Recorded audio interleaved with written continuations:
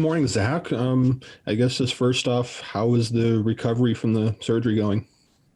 It's going really good. I'm actually surprised at how good I feel and how quickly it's gone.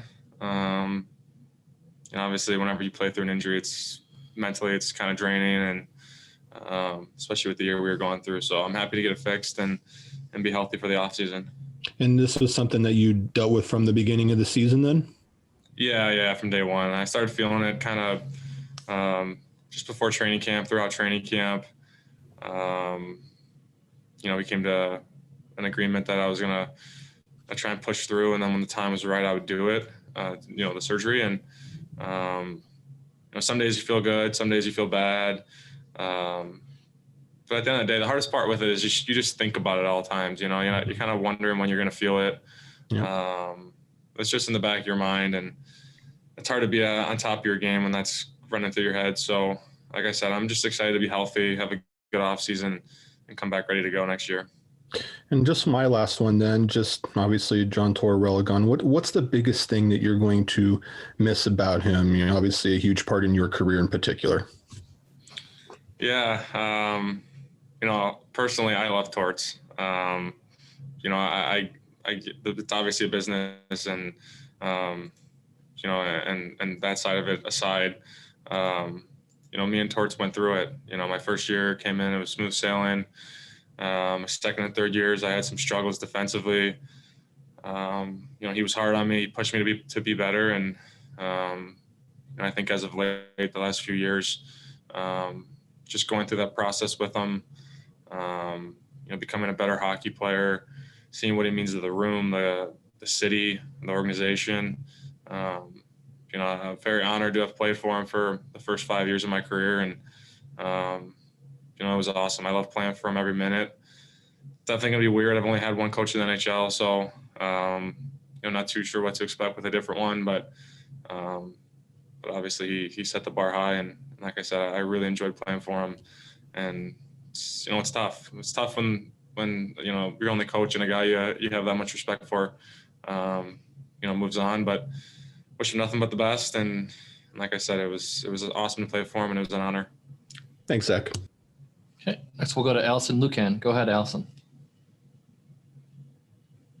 Sorry, my internet's freezing, so hopefully you can hear me. You mentioned obviously that you worked on your defensive game the past 2 seasons, and this was a team that was always so defensively stable. What did you see happen with the team this year defensively that you would like to see improve for the next season and going forward?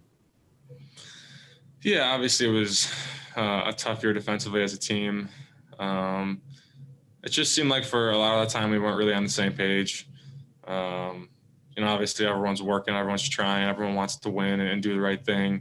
But when you're not on the same page, and when things aren't clicking like they should be or like they used to in the past, those little breakdowns turn into goals, and then at times we weren't scoring goals, so we were losing games 2-1, and I think moving forward, it's just making sure we're on the same page, making sure we're playing for each other. You have defense have trust in the forwards have trust in the D, and just playing the game that way. I think we kind of got away from that this year. It's no one's fault, and there's no one to blame for that. I think just as a team, we just didn't have that. It seemed like we didn't really have that trust in each other. But that's something we can fix, obviously. Yeah, and again, like you said, this isn't picking on anyone, but is that a communication thing? Were there skills that maybe were missing, or just not, people weren't on their A game maybe, or what specifically do you think would help build that trust that you just mentioned? I don't know. It's kind of a tough question. I think that just comes with, that comes throughout a season, just going through it with the guys and learning to trust each other. I think from day one, our the first 10 or so games, our D-core wasn't great, kind of fall behind, start playing better. And then at that point, you're kind of already behind the 8 ball, and, then run into some scoring problems, and just one of those years. These years happen. Obviously, no one wants to go through them. It's the first time in my year I've missed the playoffs. and I realize how much it sucks now. So I think moving forward, everyone wants to be better. It's a nice off season for us. It's kind of a weird year. Hopefully next year with the schedule getting back to normal, guys can take this year and have a good off season and be ready to go. Yeah, and last question from me, Zach. Thank you for your time. Did you feel the impact of some of these COVID restrictions? I mean, when you're trying to work through stuff, you guys all really can't hang out like you have. The room maybe doesn't feel like it did. How did that impact the ability to get back on your game as you described? Yeah, I mean, I think definitely it's different. Usually going to dinner with the guys, going out with them, hanging out with them on off days. Those are definitely ways you get closer and kind of build that trust. At the same time, everyone was going through it, so there's no excuse for missing the playoffs. But in terms of just being a closer locker room, being closer to your teammates, I definitely think the restrictions didn't help anybody, didn't help us. But like I said, we still had jobs to do, and it's unfortunate with how our season went. But like I said, it's a good opportunity for us to kind of reset and get ready for next season. Thanks, Zach. Okay, next we'll go to Jeff Svoboda. Go ahead, Jeff. Thanks, Glenn. Good to see you, Zach. You kind of hit on what I wanted to ask there, but as you look around this room, do you feel like there is a chance to really reload this thing pretty quickly, and you look at some of the talent that you have and maybe take some of the lessons you guys learned from this year and be able to get this back on track pretty quickly? Yeah, I think so. I don't think this team's far off. Obviously it's different from when I started with Fliggy being gone and Savvy being gone. We missed Gus Nyquist all year, obviously. I think our team, I think we definitely underperformed this year as a group. And like I said, I don't think this team's far off from getting back to where we can be. And there's no better time to start than this offseason. Make sure guys put the work in and come ready to go next year. I think we have a lot of good pieces. And like I said, I don't think it's too far off. I can't imagine a more frustrating season, probably for you personally, just with the injury. But then it just seemed like the team, like almost the harder you tried to work out of it, the worse it got. I mean, what are the lessons? Did you learn anything through this year that you can take going forward? Maybe when you get in these situations, how to get out of them, or what can you maybe take, I guess, from this whole thing that you had to go through this year? Yeah, it was a weird year, especially for me, missing 21 games. Obviously it's a lot more than I would have liked to have missed, but with the situation we were in, and it was time for me to get surgery. But when you're not around the guys as much and you're not in the room and going through it on the ice, it's kind of hard to understand what they're going through. So these last few weeks, obviously they were on a 12-day road trip, and I wasn't really around them too much. Obviously I know how hard they're working, but in terms of learning experience, I think every year, whether it's good or bad, you can take things out of it. For me, I started the year off bad, started playing it better again, started finding my offense. Team was losing, team won some games, we were right in it, and then we have a bad road trip. It's kind of all over the place, but I think in terms of as a player, as a team, as an organization, there's lessons to be learned every single year. I think it's a good opportunity. Like I said, we missed the playoffs for the first time in a while, for guys to step back, look in the mirror, realize we don't want to be in this situation again, and just do whatever we can this offseason to be better and come back next year ready to go. Thanks, Z. Appreciate it. Next, we'll go to Aaron Portzline. Go ahead, Aaron. Hey, thanks, Glenn. Good day, Zach. Yarmo mentioned meeting later today with the leadership group. Can you say what you want to hear in that meeting, or just how much uncertainty you have going into this summer and what this team may look like? I know there's some big decisions coming, what this team may look like in the fall. Yeah, I mean, to be honest, it's kind of been a crazy year for me. I haven't really thought about the future too much. I know now that it's the off season, I'm gonna have to start thinking about that more, but I just had surgery, going on vacation tomorrow. So those are things I've kind of been thinking about lately. I think today when we meet with Yarmo, obviously we'll get some more clarity, and we'll talk as a group on the direction of this team. But it was a tough year, and obviously everyone knows that. And for me, it's trying to kind of get away for a week or two here before I start my summer training and off season.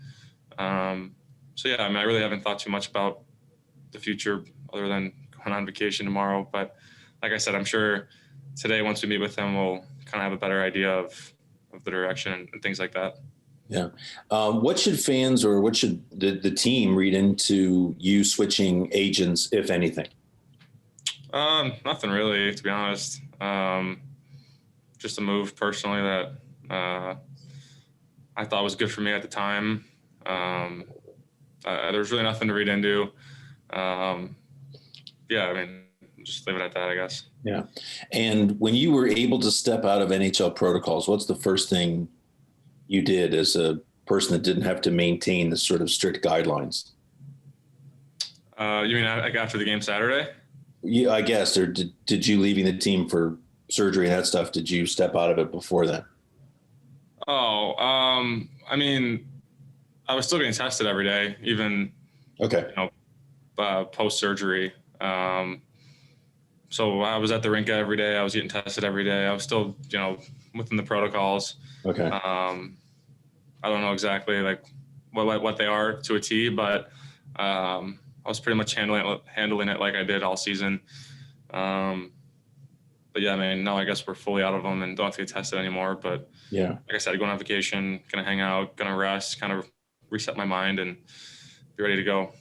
Just to make me fully jealous, where are you going for vacation, Zach? I'm going to a wedding in Naples.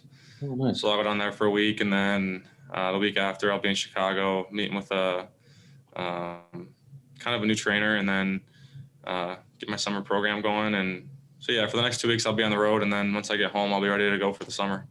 Naples being Florida, not Italy, right? Yeah, Florida. Yeah. Thanks, man. Okay, we got time for a few more. We'll go to Bill Rabinowitz. Go ahead, Bill. Hi, Zach. Your contract status, well, it's not obviously not a unrestricted free agent this year, but how much do you want to be here long term? You kind of address that. I love Columbus. It's a great city. I've had great times here with the organization, with the teammates, with the fans. Like I said on the last question, I haven't even thought about the future. I just switched agents, going on vacation. It was a tough year. I had surgery, rehab. As much as, media and fans kind of wonder about those things, as players, I don't really think it crosses our minds until it's time to make a decision. At least in my situation, I guess. Obviously I'm still restricted, and, I haven't even thought about contract or, 2, 3, 4, 5 years from now. I'm just trying to get healthy and have a good off season and help this team win. And I know that players don't want to get involved in any other players' contract issues, but how important is it for this franchise to have Seth Jones here for the long haul? Yeah, I mean, I think as a player, as a person, you guys have seen it for the last 6 years now. Just the type of guy he is, type of leader he is, on and off the ice. Obviously I won't get into kind of, contractual stuff or his future, but I think everyone knows how important he is as a person and as a player to the city and the organization. Okay, and we'll wrap up with Clay Hall. Go ahead, Clay. Zach, I'm just curious, would you like input on the coach? Or do you see Jarmo coming to some leadership guys and saying, just getting some input? What do you think of that? Because you've been through an era with a guy who was cast such a big shadow. I don't know, just your thoughts on that. Yeah, I mean, obviously, like I started off with one of the first questions, I loved playing for Torts. But then again, that's all I know. I don't know anything else in the NHL besides him, Lars, and Shazi. So in terms of having an input on the next coach, I mean, that's not really up to me. If Jarmo wants to bring in the leadership group on that and ask questions and get our feel for what we're thinking, then obviously we'll have those conversations. But I don't know anything different than the coaching staff I've had the last 5 years. So, I guess it'll be interesting to see if those questions do get asked. Yeah. Thanks very much.